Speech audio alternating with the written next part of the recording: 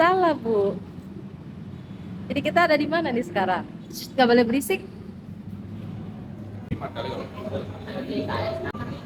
Belajar satu-satu. Hmm.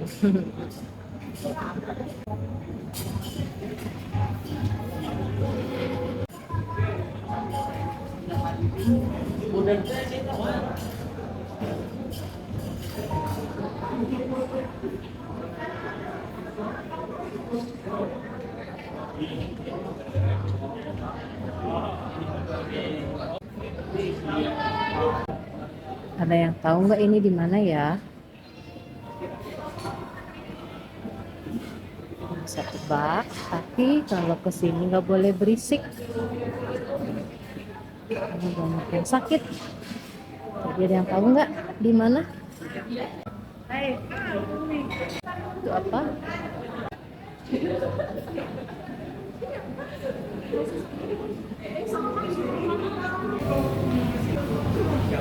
Enak ya tempatnya ya.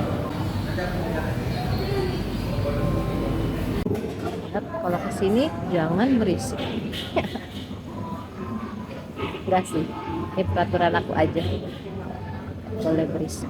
Lihat di luarnya ada open, open. Iya. Ayo, di mana incaran kita? Sebenarnya kita itu ada di sini, di Kitchen Avenue, yang ada di Rumah Sakit Carolus.